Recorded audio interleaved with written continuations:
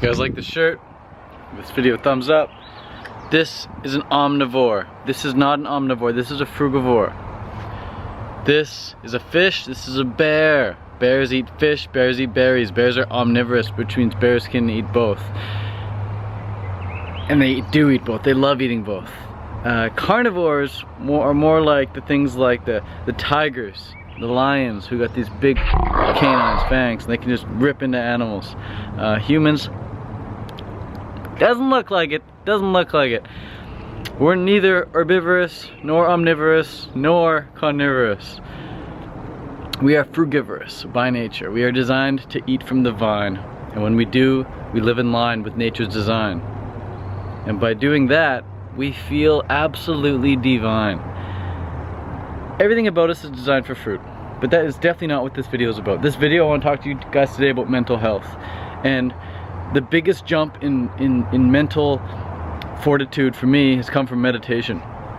I've gotten just as much benefit out of starting a meditation practice as I have from doing no FAP and as I have from doing the raw food diet. I think if you combine those three elements, you've got a recipe for a seriously great life. You've got the raw, living, fresh fruits and vegetables, you've got the meditation, and you've got the self-control with the no FAP.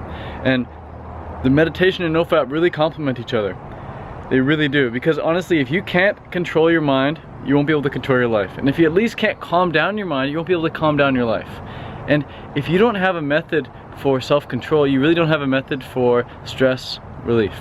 A positive form of stress relief, a proactive form of stress relief.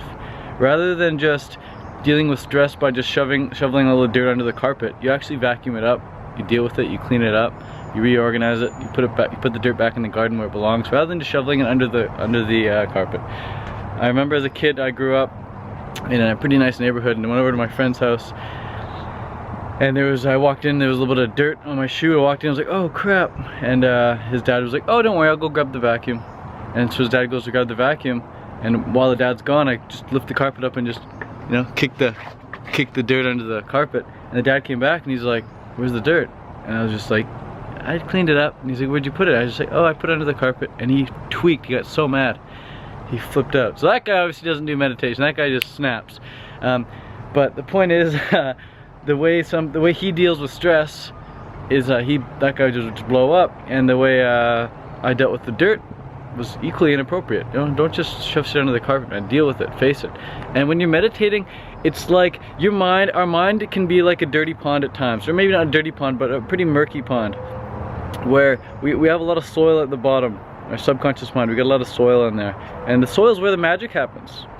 Right? When you plant a seed under the soil, it's the soil that really like makes that seed grow. You know, when you put a seed in the soil, it's the soil that helps that seed really grow and flourish and gives it everything it needs for the seed to grow. And then we have soil in the bottom of our minds in the form of like mud at the bottom of a pond, you know? Just like the mud at the bottom of a pond. And oftentimes our minds can become very cloudy, like a pond that has like a lot of fish swimming in it really rapidly, or if we like walking in the pond a lot and we're stirring up the mud, it gets really murky. And throughout the day when we're thinking so many different thoughts, our mind can get very, very murky, and it's very like hard to really get crystal clear on some things, because we just got so much stuff going on, so much stuff floating around in our minds. And meditation is not about controlling your thoughts, it's about not letting your thoughts control you, and you do that by just observing them. So when you sit and meditate with a really murky mind, all that dirt that's floating, all that mud that's floating around is causing the water to be all brown. It eventually just settles. It just settles and settles and settles, it just goes clear. Just like it would if you stopped stepping in the muddy pond. You know, the water would just get really clear, and you could see through. It'd be crystal clear, and just like your mind, you're able to see through. Your conscious mind, you're able to see through down to the subconscious. You're able to see what's down there. And just by observing what's down there, you begin to accept what's there. And when you become more accepting of what's in your own mind, you become much more acceptable of other people. And you begin to judge them less, because you begin to judge yourself less. And when you're judging other people for things, like for what they're wearing or the things they're, and when I say judging, I mean negatively judging. When you're negatively judging other people for the things they wear, or for the things they do, or for the things they say, then you're gonna be much more likely to negatively judge yourself. And that sucks. Negatively judging yourself sucks. It really limits yourself in life. And vice versa, when you negatively judge yourself, you're gonna be much more likely to negatively judge other people. So you can either start by not negatively judging other people, instead just positively judging other people, and in return you'll start positively judging yourself. Or you can start positively judging yourself, and in return you'll start positively judging other people. But now let's talk about no judgment. You might as well judge things. Like when I pick up a tomato, before I eat it, I'm definitely gonna judge that tomato to make sure it's like not rotten or it's not nasty, and make sure it's ripe enough. You know, you gotta judge it. But I'm not gonna say like, I'm not gonna negatively judge it. I'm just gonna judge it for what it is, and hopefully, but I'm not gonna negatively judge it. I'm gonna positively judge it and be very proactive with my judgments. So whenever I'm doing a coaching call with someone, everyone comes up with some sort of issue, some sort of problem, and I'm not negatively judging them in any way. I'm positively judging them. I'm saying, okay, so that's the quote-unquote problem. Now here's the opportunity. Like, this is a perfect opportunity. Now we can grow into this, or we can do this, or have that, or be that. So positively judge everything, if you're gonna judge at all. If you're able to do non-judgment, then fantastic. Make some videos on that.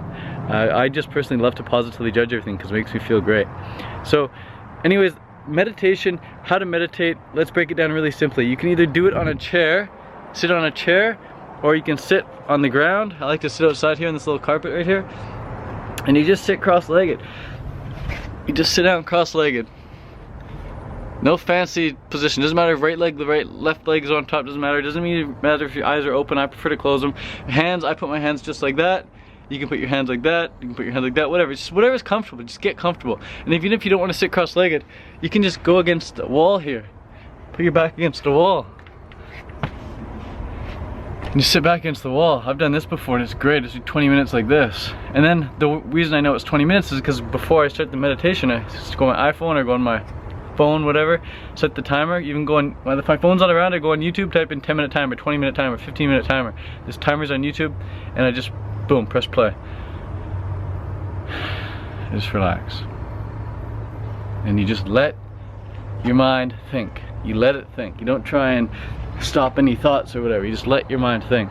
And some things you can focus on if you want to really control your focus is you can focus on your breathing.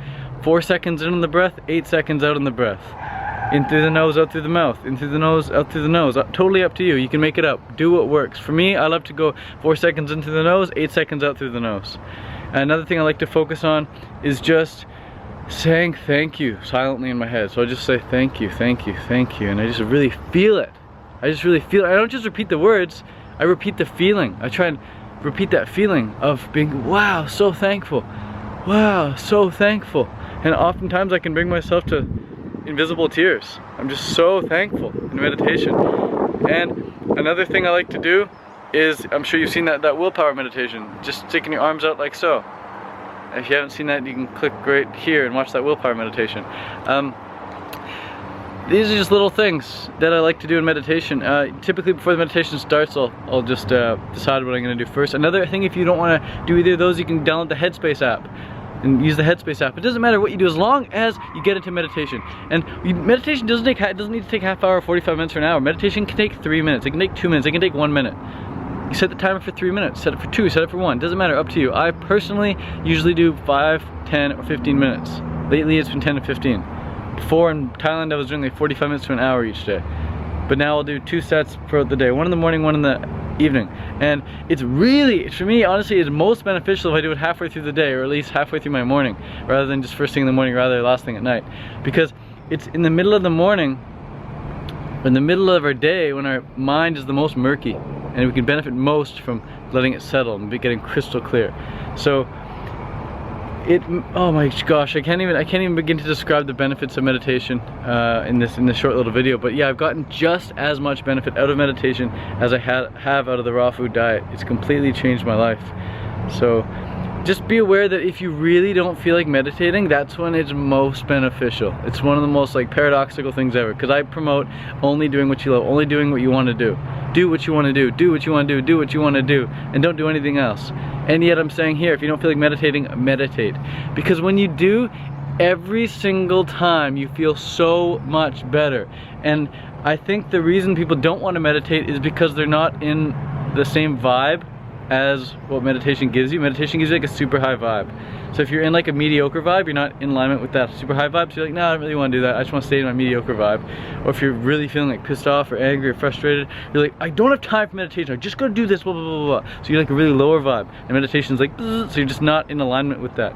So snap out of it, just sit down, at least get into meditation position, like 30 seconds, and just watch what happens. You pretty much instantly go, and you reach that meditation vibe, and you're just on another level. So consider this, guys, consider this, and give it a go. Give it a good shot. Be sure to be consistent with it as much as you can. Make it part of your morning routine. It's much easier to get in the habit first thing in the morning because our willpower is the highest. But after a while, it doesn't require willpower because you begin to associate so much pleasure with meditation. And before I started meditating, I thought meditation was weird. I thought it was some spiritual woo-woo BS. I even talked to my grandma about it like a few months ago, and she's like, oh no, not you too. First your uncle, and then your cousin, and now you. Like, she thinks it's just completely whack. And she's like probably one of the most stressed out people I know in the world. So if you're stressing out and you don't know how to deal with stress, definitely look at your food. Food equals mood. Look at your food. The other thing you want to look at is no FAP. You know, look at no FAP. Don't use fapping or blowing your load as a way of relieving stress. That's just like shoveling dirt under the carpet. And the last thing you want to focus on is your focus. Focus equals feeling. So meditation just allows us to focus on peace and calmness and gratitude and nothingness, whatever we want to focus on. And after we come out of that, we feel it, man. The focus equals feeling. We feel so good.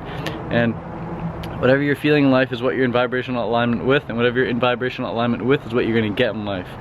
So thanks for watching, guys. I really appreciate it. If you like this shirt, give me a thumbs up. It's custom made. Got it done on a freelance website. I saw a photo in my friend's house. I was like, that's a sick photo, man. Can we make an icon out of that?